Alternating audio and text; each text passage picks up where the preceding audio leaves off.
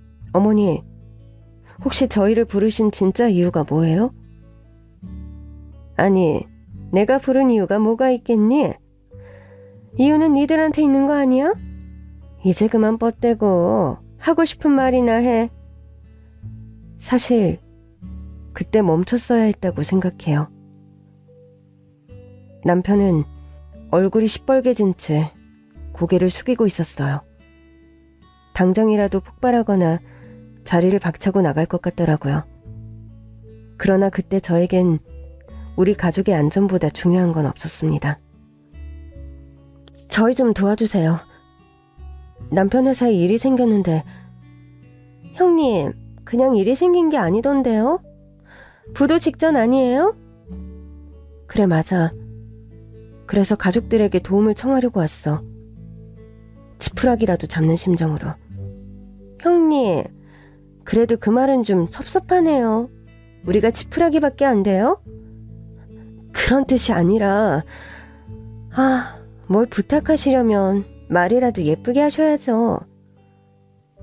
그 순간 남편이 움찔하더라고요. 저는 남편의 손을 꼭 잡았습니다. 그냥 내 심정이 그렇다는 거야. 더는 도움을 구할 데도 없고, 그래도 가족이니까 조금이나마 우리 사정을 이해해주지 않을까 싶어서. 그런데 갑자기 시어머니께서 웃음을 터뜨리시는 겁니다. 어머, 얘, 나 너무 웃겨서 더는 못 참겠다. 우리가 니네 가족이라고? 가족이라고 생각한 애들이 연락도 싹 씹고 전화를 하기는커녕 받지도 않니? 그건 어머니도 일말의 잘못이. 둘째야, 얘 좀 봐라. 아직도 정신을 못 차렸다? 그러니까요. 1,000원짜리 한 장도 못 버는 주제 아닌가? 동서, 지금 말 다 했어? 다 안 했어요.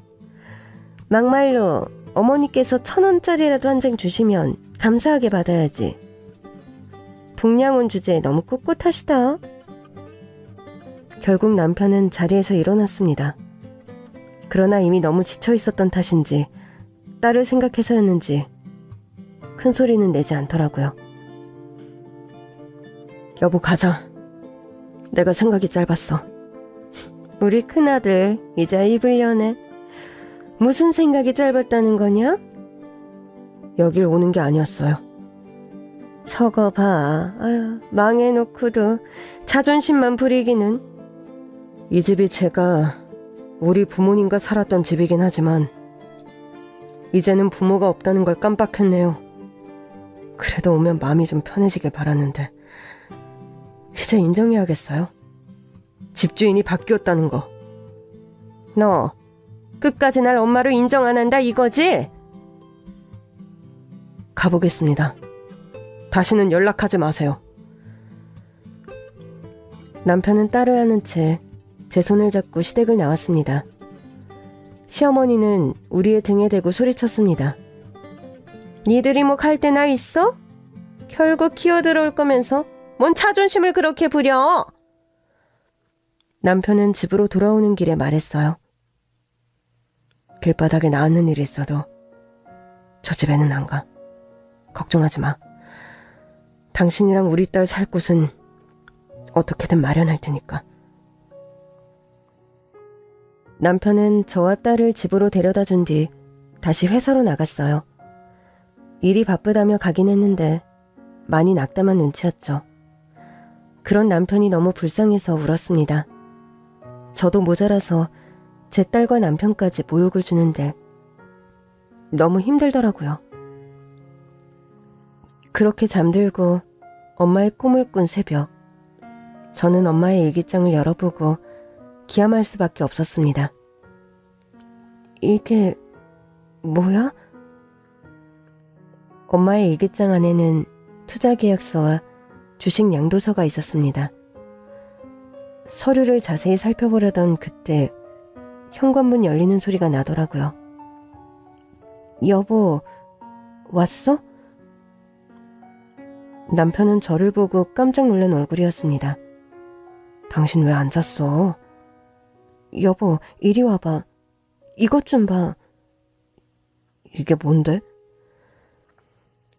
엄마가 꿈에 나타나서 일기장을 보라고 하더라고. 그래서 봤는데 진짜 이런 게 있네? 남편은 문서를 살펴보더니 눈이 휘둥그레졌습니다. 이거 진짜 서류 맞는데? 정말? 여기 당신 외가 있는 곳 아닌가? 어머니 고향. 맞아. 어머니께서 그 회사에 초기 투자를 하셨던 것 같아. 정말? 한 번도 들어본 적 없는데? 그러니까. 근데 그걸 꿈에서 알려주셨다고? 응. 사실 나 막 울다가 잠들었거든. 딱 봐도 알겠다. 눈이 팅팅 부어있어서. 그래? 부어있어? 거울 볼 틈도 없었어. 엄마 꿈이 하도 이상해서. 일단 이 회사가 있는지 알아보자. 포털 사이트에 검색을 해봤는데 바로 검색이 되더라고요. 정말 있네? 심지어 규모도 작지 않아. 한번 찾아가 볼까? 그래야지. 다음날 우리는 딸을 어린이집에 보낸 뒤 직접 그 회사로 찾아갔습니다. 갔더니 문 앞에서 경비원이 우리 차를 막아서더라고요. 무슨 일이십니까? 여기 사장님 좀 뵐 수 있을까요? 예? 여기가 무슨 동네 구멍가게인 줄 알아요? 무턱대고 사장님을 보겠다고 하면 다 볼 수 있는 줄 아나. 약속을 미리 잡아야 할까요? 사장님 직통 번호는 알고요? 네? 아니요. 여보, 잠깐만. 다시 서류를 확인하던 남편이 말했습니다. 혹시 이 번호 맞나요? 남편이 번호를 부르니 경비원이 깜짝 놀라더라고요. 이쪽으로 오십시오. 그러더니 갑자기 깍듯해진 태도로 직접 주차까지 도와주는 겁니다. 저희가 해도 되는데. 아닙니다. 제가 해야죠. 하도 연락이 없으셔서 사장님도 포기하고 계셨어요. 네? 그 번호를 아는 분이 오시면 반드시 깍듯하게 대우해서 모시고 오라고 했거든요. 사장님의 은인이시라고. 경비원은 우리 부부를 사장실로 안내했습니다. 사장님, 귀빈 오셨습니다. 들어오세요. 문을 여는데 너무 떨리더라고요. 남편을 따라 들어가 보니 저희 엄마 또래로 보이는 여자분이 있으시더라고요. 안녕하세요. 그 번호를 알고 있다길래 현숙인 줄 알았는데 아니네? 아, 현숙이라면 저희 어머니. 그래, 맞아.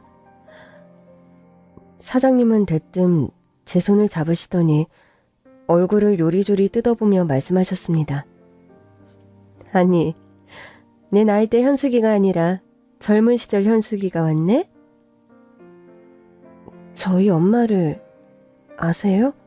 알다 마다. 너도 어릴 때 봤었는데 기억 안 나니? 네, 저는 잘 모르겠는데. 아, 세상에. 네 엄마 젊을 때랑 똑같이 생겼네. 아니, 엄마는 어쩌고 네가 왔어? 엄마는 이미 돌아가셨어요. 그 말을 듣는 순간 사장님이 울기 시작했습니다. 정말이니? 어쩌다가? 암으로요. 발견됐을 때는 이미 너무 늦은 상태였어요. 세상에. 난 그런 줄도 몰랐어. 사실 내가 외국에서 들어온 지 얼마 안 됐거든. 해외 지사 적응시키고 오느라 몇 년을 외국에 있었어. 그 사이에 우리 현숙이가 갔구나. 이게 무슨 일이니? 사장님은 한참을 울다가 겨우 진정한 뒤 남편이 들고 있던 투자 계약서와 주식 양도서를 확인했습니다. 맞네. 내가 현숙이한테 준 거 맞아. 엄마가 정말 투자를 하셨어요? 저는 생전 본 적이 없는 모습이라. 네 엄마 성격에 투자를 할 리가. 사실은 네 엄마가 날 도와준 거야. 네 엄마는 이 투자 계약서랑 주식 양도서가 진짜 돈이 될 거라고는 생각도 못했을걸? 설마요. 그런데도 투자를 해주셨다고요? 그때 내가 남편 바람나서 이혼당하고 무일푼일 때였거든. 어차피 다시 혼자도 된 김에 사업을 시작하고 싶은데 수중에 돈이 있어야지. 네 엄마랑 내가 초중고 동창이거든? 속상한 마음에 네 엄마한테 내 얘기를 했는데 일주일 뒤였나? 돈을 갖고 온 거야. 이게 무슨 돈이냐고 물으니까 내 사업에 투자해주겠다고 하더라고. 우리 엄마한테 그런 모습이 있는지는 또 처음 알았어요. 나라고 알았겠니? 처음엔 어이가 없었어. 내가 정확히 뭘 할 줄 알고 투자를 한다는 거냐 물으니까 그냥 네가 하는 거니까 믿을 수 있다고 하더라. 두 분이 정말 친하셨나 봐요. 같은 동네에서 나고 자라서 학교도 내내 같이 다니고 서로 결혼하면서 좀 멀어지긴 했지만 내가 이혼하면서 다시 연락된 거지. 그럼 엄마는 투자 후에 연락이 아예 없으셨던 거예요? 하고 싶어도 못했겠지. 내가 난처해 할까봐. 회사가 이렇게 커진 지 오래되지 않았거든. 그래도 현숙이 딸이라도 와주니 이제야 내 맘이 좀 편하네. 갑자기 와서 놀라시진 않았고요. 얼마나 기다렸는데.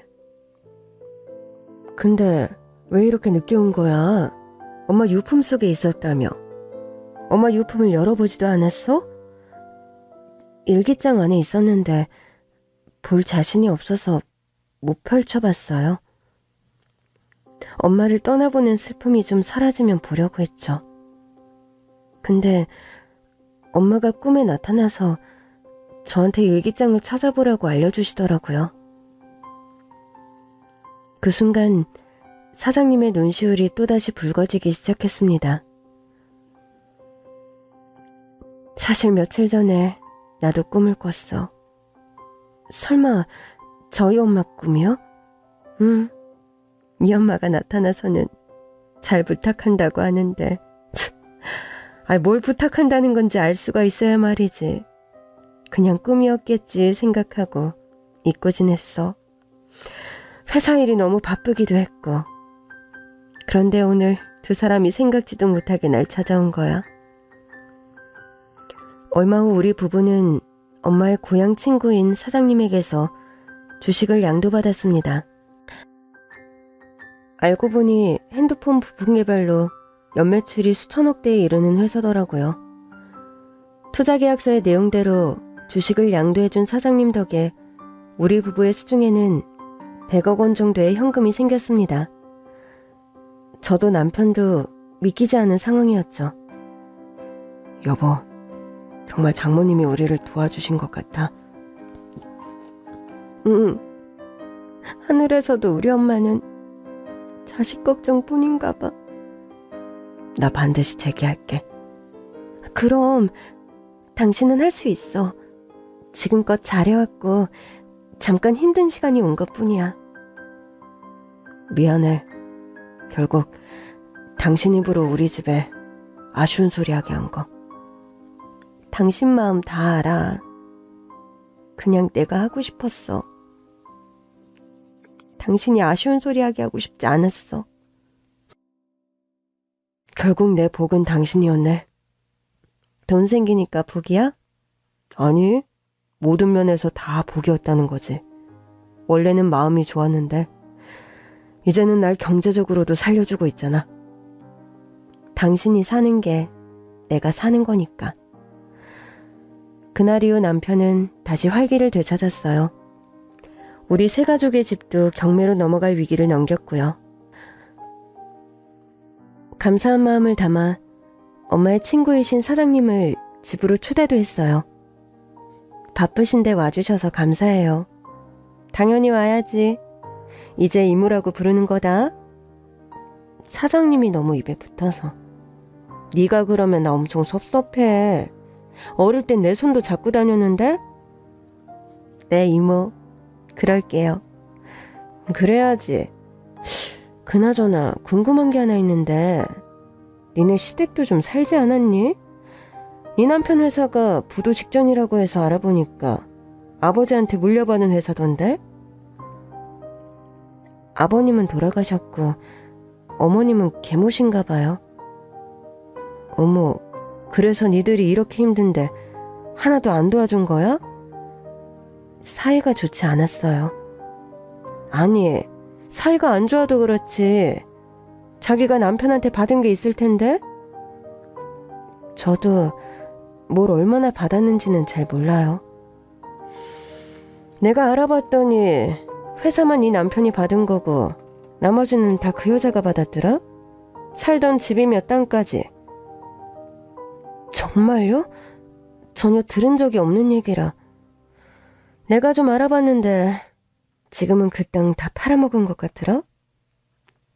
네? 둘째가 네 시어머니 친아들 맞지? 친아들 내외한테 다 넘겨줬는데 족족 다 말아먹고 이제 남은 건 그 집 한 채라더라. 말도 안 돼. 그럴 리가요. 동서가 교수인데. 아무래도 궁금하더라고요. 남편에게 물어보니 남편도 재산이 다 시어머니에게 간 건 알고 있었더라고요.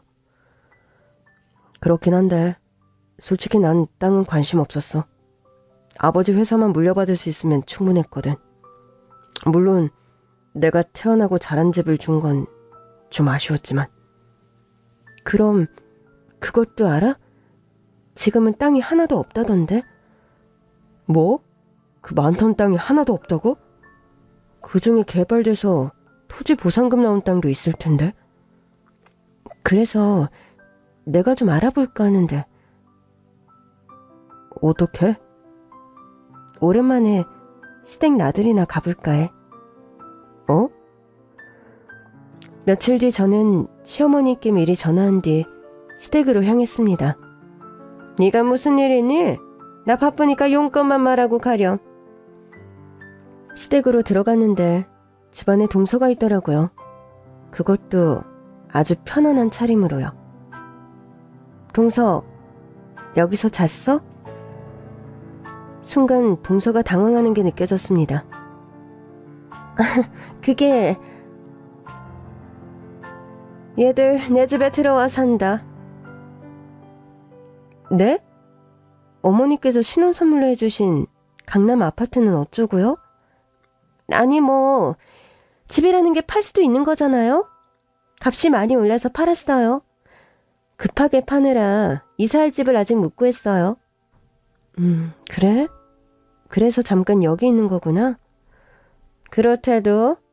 아니 막말로 내 집인데 내 아들이랑 며느리가 좀 살면 또 어떠니? 순간 이모 사장님이 말한 땅이 떠오르더라고요.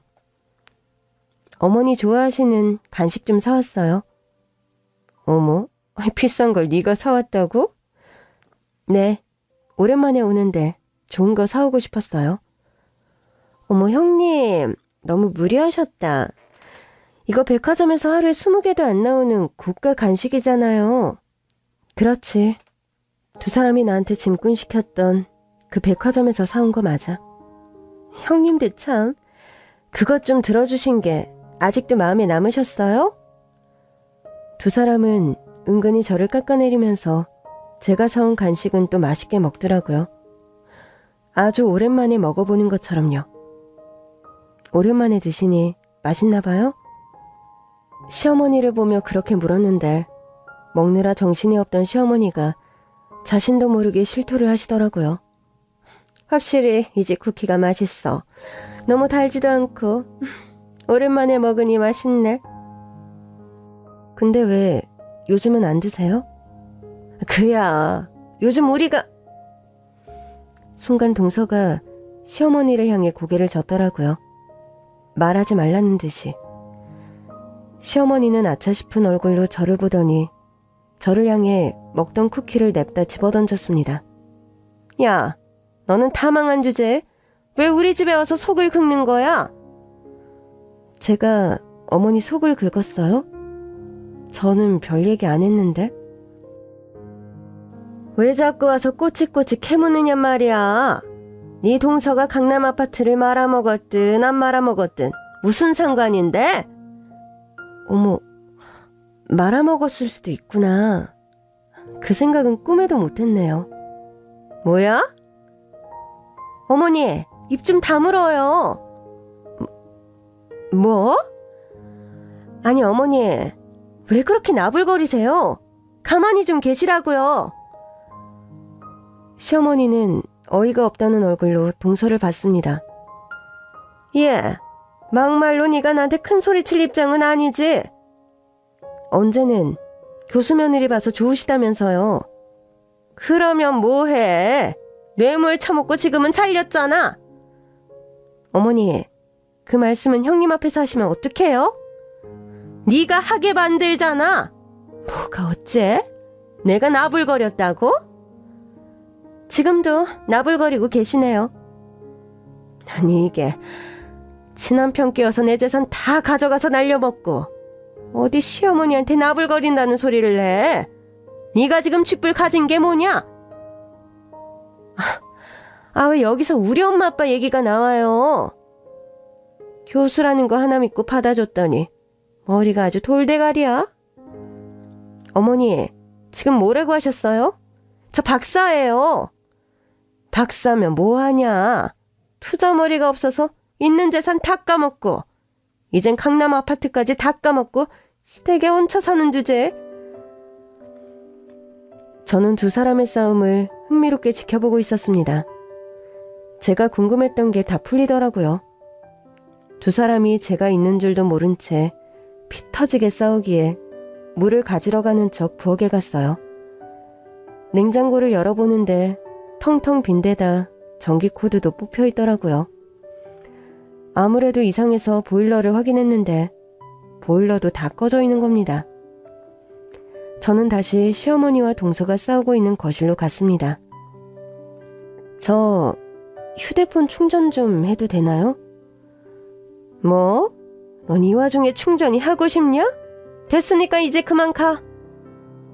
네, 뭐 그럼 장이라도 받아드리고 갈까요?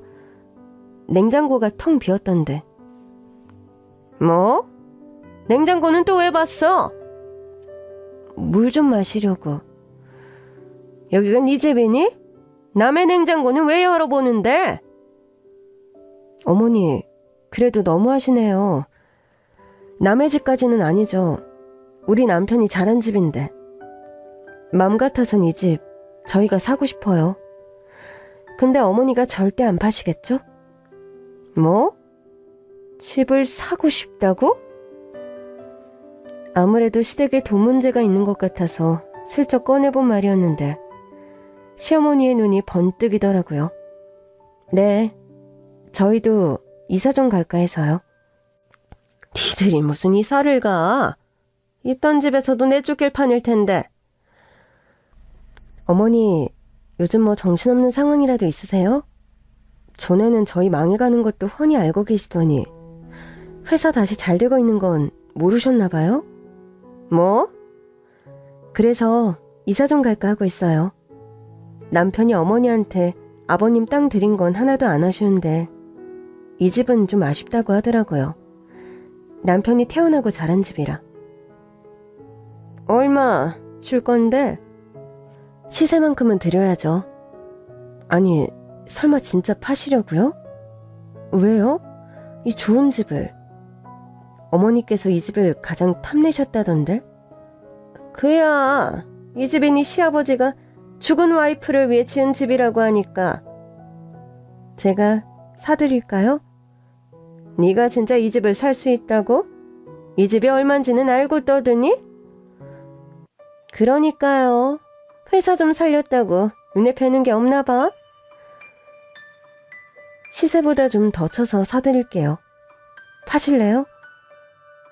순간 시어머니와 동서 모두 눈을 반짝이더라고요. 대답할 기회는 딱 한 번이니까 신중하게 생각하세요.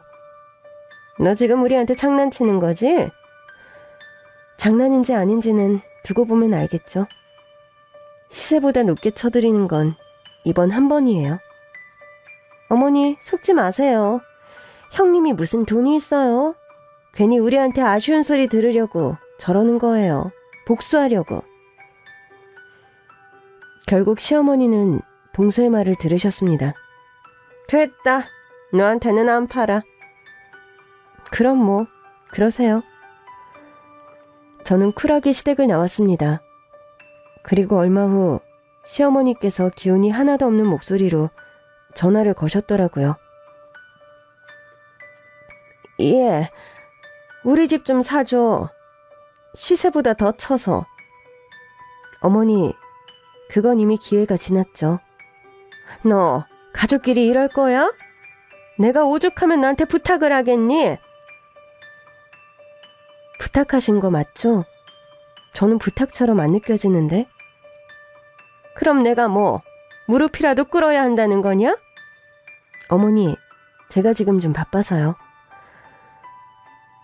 아쉽지 않은 척 했더니 시어머니가 바로 태도를 바꾸시더라고요. 알겠다. 내가 무릎이라도 꿇으라면 꿇으마. 그러니까 우리 집 좀 사줘. 전기세며 수도세 아무것도 못 내서 집에 못 해는 게 하나도 없고 변기 물을 못 내려서 냄새가 진동을 해. 아휴, 일단 세금부터 좀 대신 내주면 내가 바로 이 집 팔게. 그때 남편이 제 옆에 있었거든요. 무슨 일이냐는 듯 보더라고요. 저는 일단 전화는 끊었습니다. 그리고 남편에게 말했죠. 당신한테 선물 하나 주려고. 응? 무슨 선물? 우리 신랑 회사도 다시 잘 살려놓고 마누라 호강도 시켜주고 있잖아. 그러니 선물 하나 줘야지. 다 당신 덕이지 뭐. 우리 이사할까? 가면 좋지. 어디로 가고 싶은데? 봐둔 집이 있어. 저는 남편에게 비밀로 한 채 시댁을 샀습니다. 물론 시세보다 더 쳐주지 않았어요. 약속은 약속이니까요. 너 이렇게 모질게 살면 못 써. 어머니, 그러니까 제가 기회는 한 번이라고 말씀드렸잖아요. 막말로 제가 더 비싸게 받은 것도 아니고 시세에 맞춰 드렸잖아요. 이걸로는 뭐 둘째네 사고 친 거 갚으면 남는 것도 없어. 니네 회사 엄청 잘 되더만 이렇게밖에 못 해주니? 동서네가 사고를 쳤나 봐요. 내가 진짜 저 꼴통들 데리고 사느라 속이 문드러진다 문드러져. 문제는 집을 산 뒤였어요. 시어머니랑 동서네가 집을 나갈 생각을 안 하더라고요. 형님, 우리들 어딜 가라는 거예요? 소유주만 형님으로 바뀌는 거 아니었어요? 도대체 이게 무슨 소리야? 내 집에서 같이 살겠다고? 예, 너 너무 야박하게 굴지 마.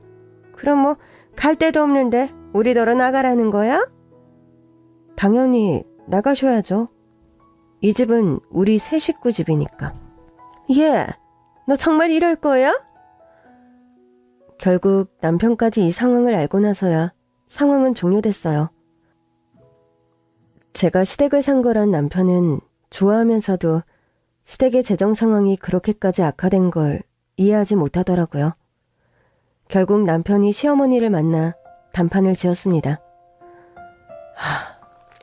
그냥 아버지가 주신 것만 누리고 살았어도 여생은 편하게 사셨을 텐데요.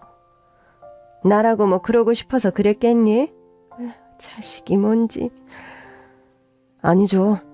새어머니가 번 돈이 아니었으니 막 쓰신 거겠죠. 아까운 줄도 모르고. 우리 와이프는 제가 벌어다 준 돈을 한 푼도 허투루 안 쓰더라고요. 갑자기 날 왜 네 와이프랑 비교하고 난리니? 우리 와이프의 마음이 진짜 사랑이 아닐까 싶어서요. 그럼에도 새어머니를 믿고 땅과 이 집까지 주셨던 아버지의 진심이 아깝네요. 새어머니랑 동생 식구들 살 집은 하나 마련해 드릴게요. 이 집에선 나가세요. 전 같이 못 살아요. 시어머니는 남편이 집을 사준다고 하자 신이 나서 그러겠다고 하시더라고요. 남편이 준 집은 허름한 빌라 한 채였습니다. 그마저도 명의는 제 명이었어요.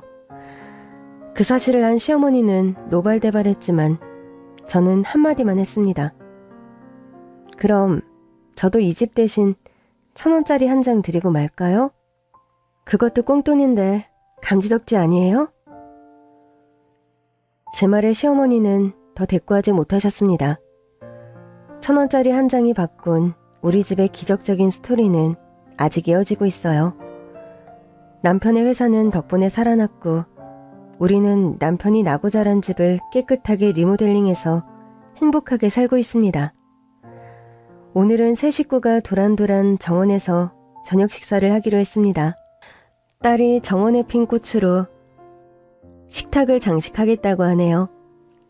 남편이 자란 집에서 무럭무럭 자라는 딸을 보고 있을 때면 이보다 좋은 날이 있을까 싶어요. 오늘도 저와 남편은 거센 소용돌이 속에서 비로소 되찾은 이 행복과 평온을 마음껏 누리며 살고 있습니다.